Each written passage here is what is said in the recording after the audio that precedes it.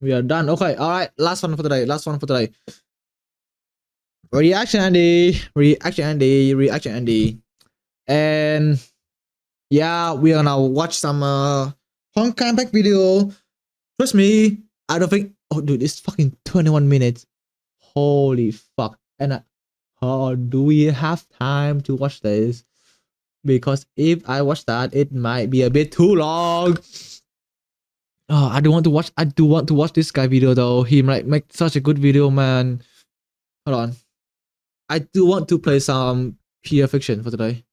I think Red Flame. Hold on. Wait. How long is this? 12 minutes. We can do that. Okay, you know what? We can save this for next week. And then we can watch this.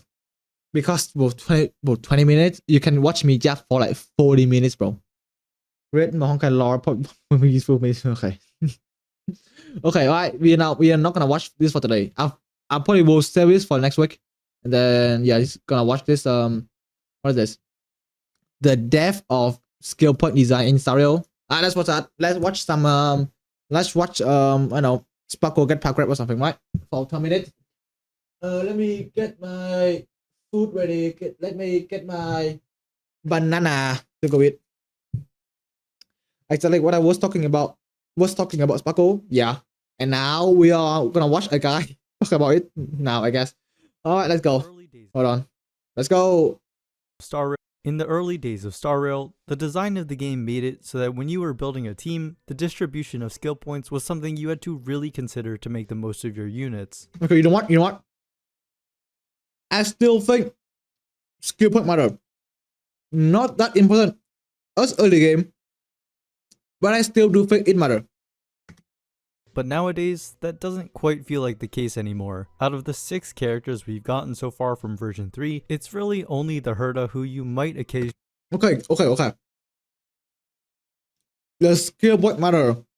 If you decide to go like really greedy,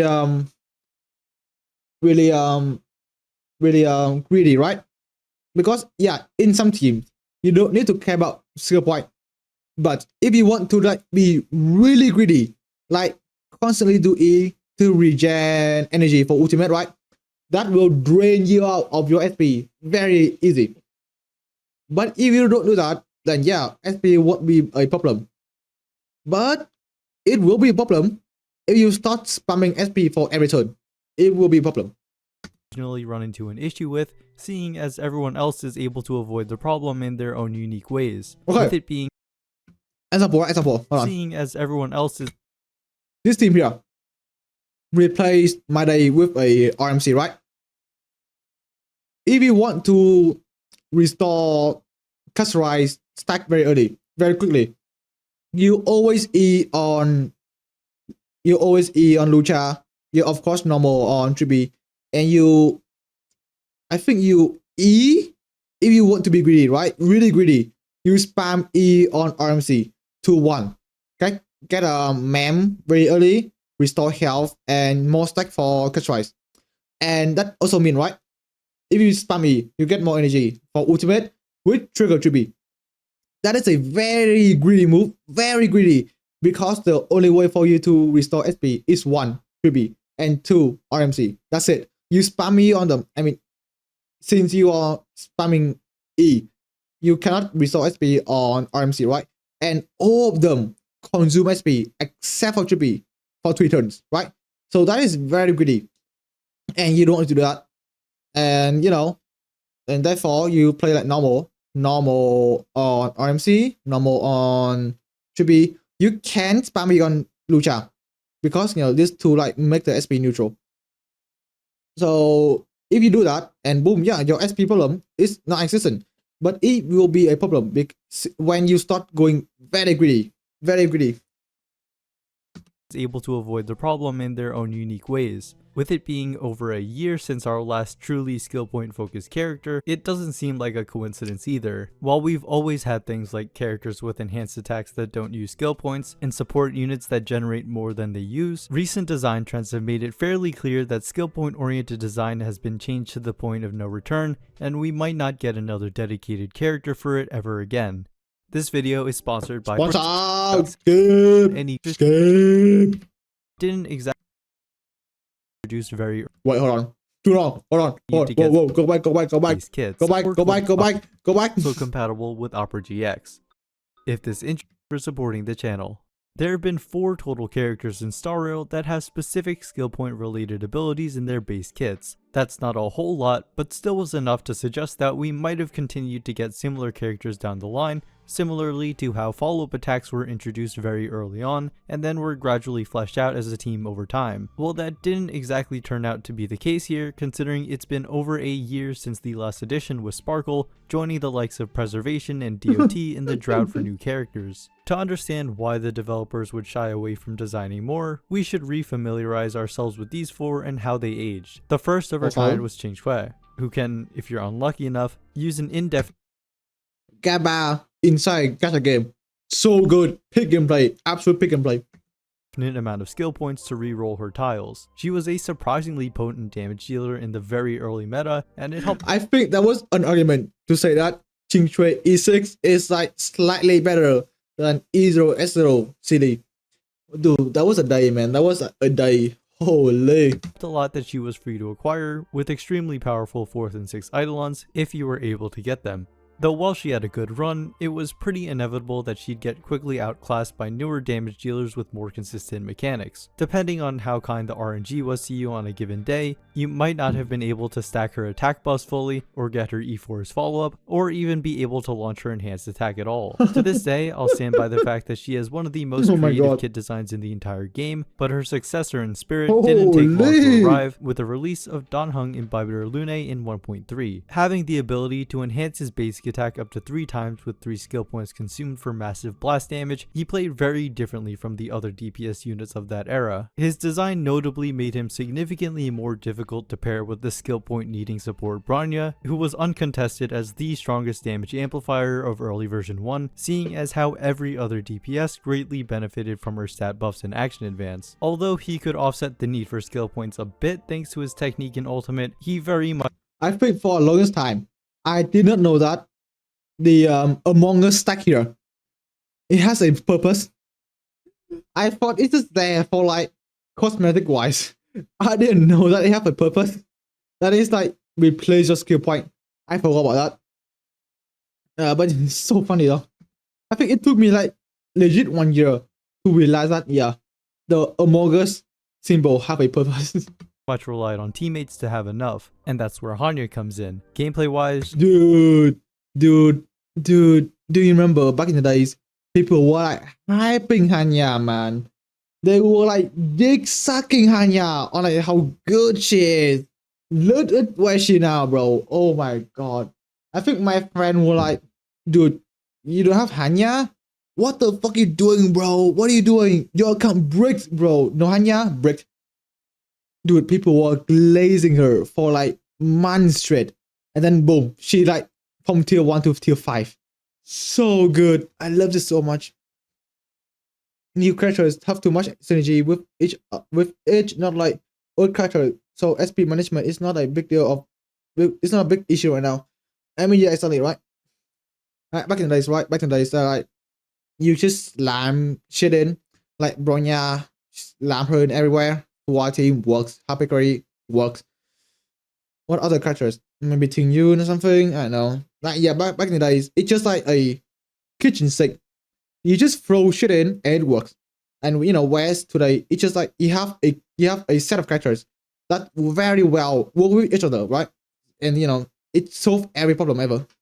She unfortunately is one of the most forgettable characters in the game, even among the other version 1 4-stars. Debuting in the second half of 1.5, it was very clear that her role was to support Danheng IL or Ching Shui, seeing as her skill would apply a mark to a targeted enemy that when attacked would recover up to 2 skill points. Dude, when I like play Hanya for trial, I feel like she's so bad.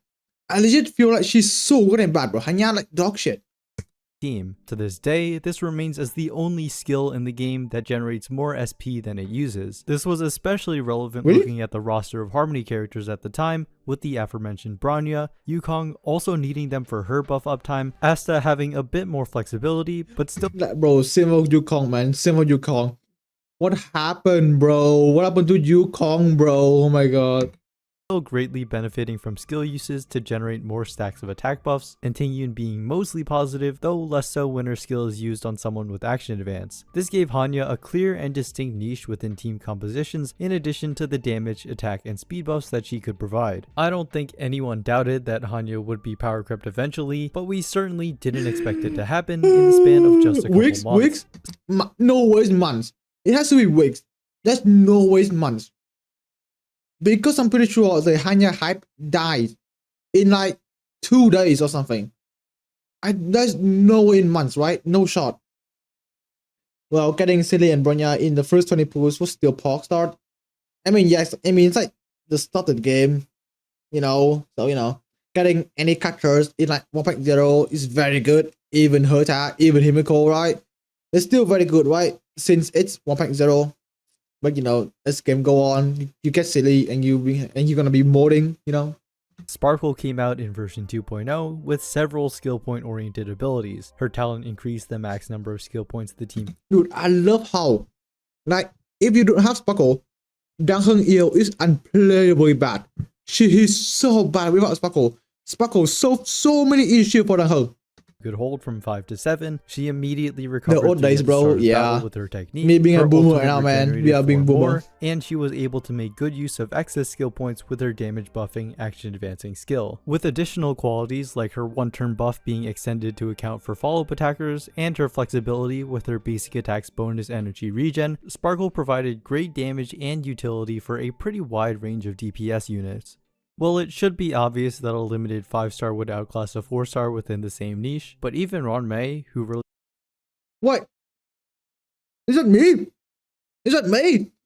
That's literally me, bro. That's me. It's just literally me, bro. That's me. That's me, bro. Released prior in 1.6 and with less overlap, still exposed the major drawback in Hanya's design. Her skill point generation takes up such a large part of her kit's power budget, leaving the rest of her support capabilities to be rather lacking. Her skill's unique method of damage buffing when an ally attacks a marked enemy oddly excludes follow-up attacks, and in general is just a bit weirder to play around. The more pressing issue is that Hanya's ultimate is unfortunately single target with a high energy cost, so even though her skill is quite spammable due to it regenerating skill points, and she gets a tiny bit of extra energy from her skill, I guess what Hanya's problem is that she doesn't do anything except from regenerating skill point, right? Maybe maybe I'm missing out some stuff, but from what I'm seeing here, all she does is regen skill point and nothing else, right? And that's like the problem with like the odd unit is that they do one thing and nothing else.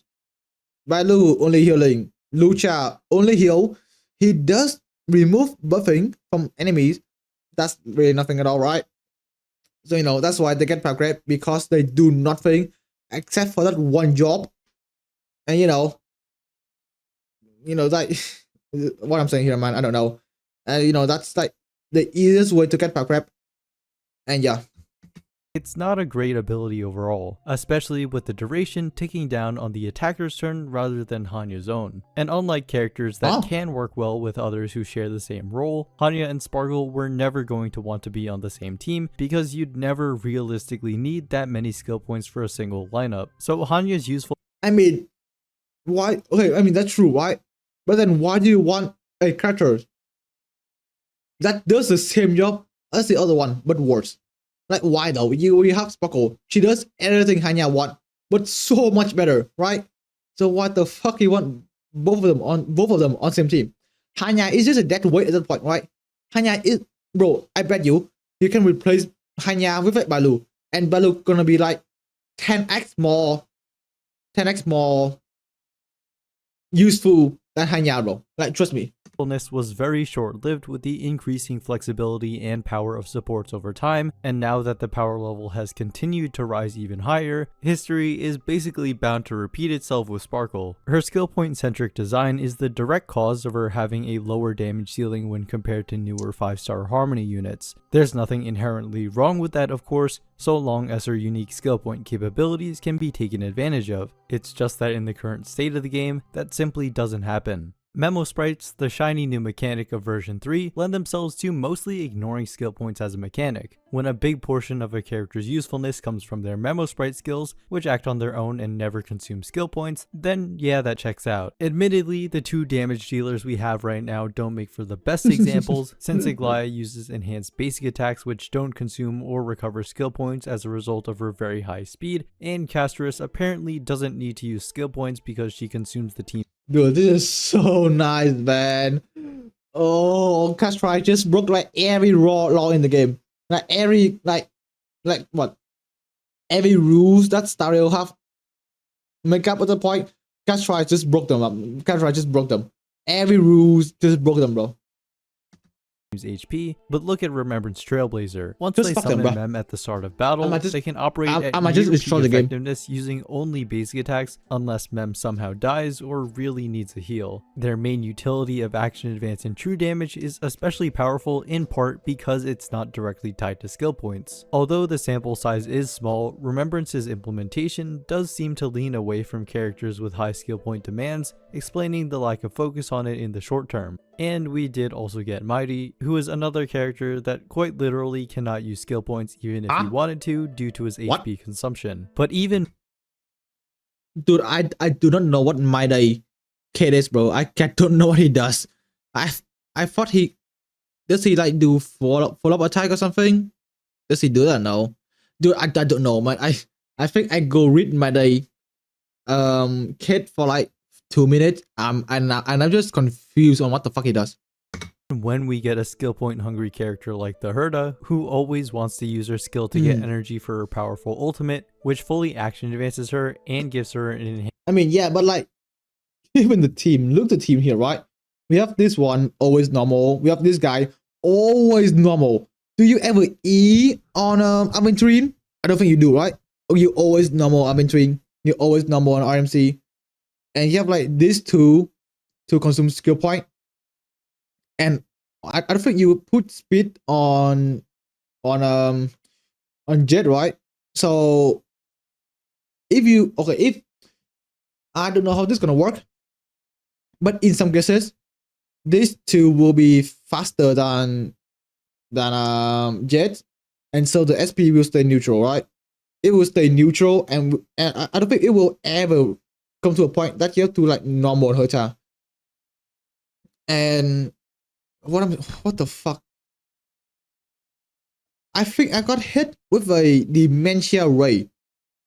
What am I supposed to argue here again? Okay, whatever. Enhanced skill that still consumes SP, a support like Sparkle. Midday equal always autoplay. Oh, so his kid is like just autoplay himself. You don't need to do shit on my day. Dude, that's awesome, man. That's awesome, bro.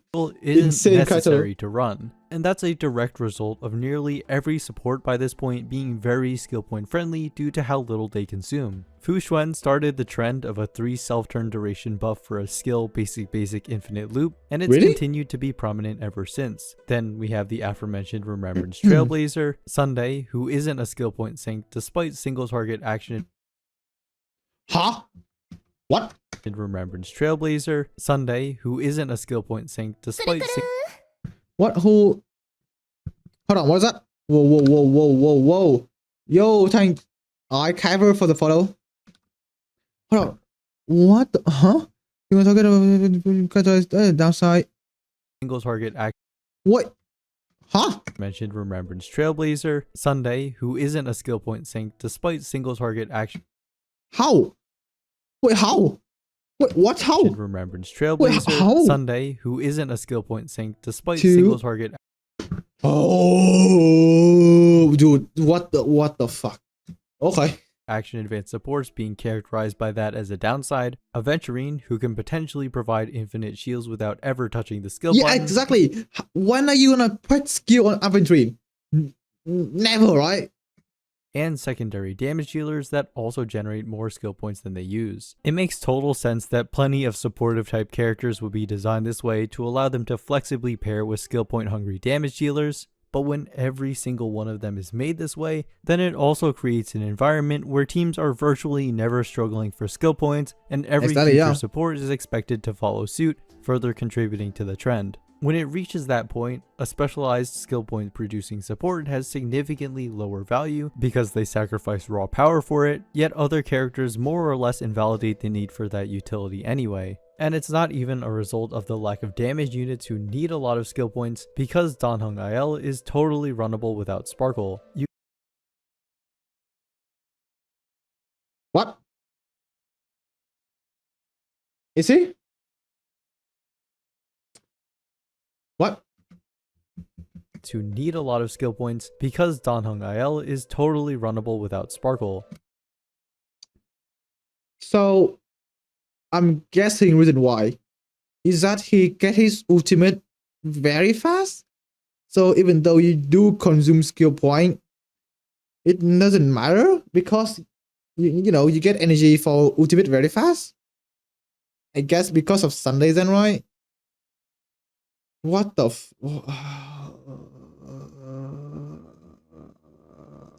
okay. You could definitely argue that Sunday is way too good at what he does, but a character like him was inevitably going to be introduced at some point. So now it's pretty clear The Sparkle Power Crab is crazy, bro. The Sparkle Power Crab is crazy. why honkaistarrail was the last character to be able to consume multiple skill points at a time, despite being over 1.5 years old by this point. For one, new characters put up insane damage numbers already without needing tons of SP, so in order to be competitive and worth pulling, a new DPS would have to go beyond that, further contributing to the power creep problem that players are already quite unsatisfied with. If said new character absolutely needs more skill points than what the meta supports already provide, then they'd more or less be tied to Sparkle as a pairing, which actually wouldn't be that. What? Okay, so basically what he said is that Sparkle die and leave with either the DPS not consuming any skill point at all, right? If I'm just gonna recap what he said, okay? So if the DPS consume a lot of skill point, you need to use Sparkle. And if you don't need Sparkle, dude, that's holy gameplay. So, dude, a character live and die. It depends on the meta, dude. It's insane, man. Sunday is very SP positive with Lycon. How though? Hold on. Wait, how though? Dude, I might just go on a bit of side quest. How though? Anything here I say after using skill battlefield, recover 1 skill point. What the fuck? On the beta field? Oh, that's the ultimate stuff. I see. Okay, so that doesn't matter then. Fields. Skill point. Oh, restore energy, that's why. I see, okay, so basically what? If he use skill on during his ultimate, the skill point doesn't matter. And to help with his energy restore, the light cone. I see, okay, alright. I see, okay. So basically the problem gets fixed if you just fucking roll for this, I guess. Dude, he have everything, just fix the problem, man. What the everything just whatever. That out of the ordinary given some recent design trends, but also not something players exactly enjoy. To be a relevant release today within this archetype would seemingly require a lot of fine-tuning. Hold on. Someone's calling me. Hold on, chat. Hold on. Okay, so bit of a law. So I have this guy call me. He said that, yep, your stuff is here. And apparently he's at like the wrong location. Luckily, not too far from where I am. So I spent 5 minutes explaining to him where I am, right? And I think he's lost. He actually lost. Not that lost, but like I don't think he know where it is. So I said, okay, sure. Tell me where you are. Luckily, he's still there. He didn't move for a bit. That's good. So I just run for like 2 minutes, 3 minutes, get to where he is, get my stuff, go back home. So that whole audio took like 10 minutes maximum. So yeah, I know it's been 2 hours. So let's just finish this video real quick and then speedrun perfection, okay? Oh my god, okay. Get exactly right, which just doesn't sound worth the effort. From what I could tell, Ugh. skill point design has simply moved away from what it used to be, and I wouldn't be surprised Okay, if we true. never got more characters with heavily skill point oriented design again, but is that necessarily a bad thing? Skill points as a Do you concept. think we even gonna have a new character? Is that gonna be really SP reliant? Because there's so much support in the game now that are very SP positive.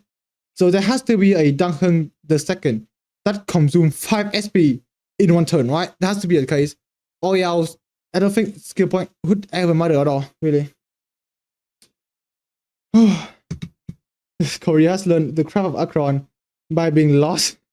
True. Introduce a layer of complexity to the game with micro instances of Dude, I am decision making sweating in for running, combat, man. and also an Oh my extra God. thing to consider on the team building screen. It was one of the few things separating a player's active gameplay from running the game on auto, so you'd think the death of it is a fairly significant blow to the gameplay experience. Well, I think that is a valid criticism of the current direction of the game, and perhaps it would have made for a more fun and challenging experience if not every support was able to contribute skill points so easily. There are still other ways for starrail to have complexity in its gameplay. I'll admit Castress might not be the best example given that she's an anniversary character who was given plenty of special treatment, but Netherwing's possible alternative playstyles of detonating for upfront damage or staying alive to maintain a 20. Dude, imagine they made the dragon consume SP. Dude, that would be crazy, bro. Like, oh my god, that's like made the game almost unplayable. Because imagine, right? For each E, it consumes a skill point. Fucking hell, man. Oh my god. 5 SP. Is it 5 SP? 4 SP max in one turn of Silver Wing. In Nether Wing. Oh my god, that would be crazy, bro. 20% all-type resistance shred serves as an example of how starrail is capable of dynamic gameplay design through its characters, factoring in different enemies and game modes as well, and starrail still is able to incorporate complexity if they put in the work. It might be very difficult due to the game's constant updates and gacha-fueled monetization, but it's still possible. And skill points will still remain as a mechanic that can be further explored without the addition of new characters with endgame modifiers or enemy effects, so it still can always become relevant again in that sense. In team building, there are still things to consider with different offered buffs and enemy matchups, but teams are feeling more strict in synergies than ever before, though that's a separate issue from skill points. The gradual change in skill point design has already happened whether you are a fan of it or not, and there really is no going back. Have you noticed something? The look at the frame. Skill point Dude, that's so smooth. has Dude, where's this on my PC, on my laptop, bro? On my gameplay. Look how smooth this is. Issue from like, no frame drop, by the way. No frame drop. Skill points. Dude, the looks so gradual change in smooth. skill point design has already happened whether you are a fan of it or not, and there really is no going back now. Subscribe for more Honkai starrail discussion videos. Alright, cool. I think I have like deviated from this thing so much that I just start yapping stuff. But overall, yeah, skill point is very dead. Every support in the game, every new mechanics, it's just very SP positive. So yeah, like the SP doesn't matter unless you being very stupid. Okay. Worst part is even when Dang Heng is consuming 3 skill point, he still only does a fraction of the damage that the Nick had to do consuming any. True. The power crab is crazy. Sunday is an example which killed the idea of SP. Not really. I mean, with the release of like Gallagher, right? I think that's already killed SP mechanics. Like, you do have to E Gallagher in some way, but mostly you all like he's just very SP, right? Normal, ultimate, normal again. That already 2 SP positive, 2 SP done, right? So I think Gallagher is really the way, not like Sunday. Literally broke the skill point system so hard they released characters like Castress and Madei who doesn't even use skill point upon skill. Oh yeah, that's true. Oh yeah, enhance E. It doesn't consume shit, is it? Oh yeah, that's actually true, yeah. Alright, so anyway, yeah, that's the video. Good stuff. Like, subscribe to the guy, right? He made a good video. Alright, cool. Pogo. Bro, I had to cut like 10 minutes of me just AFK for the clips. Dude, it's gonna go crazy.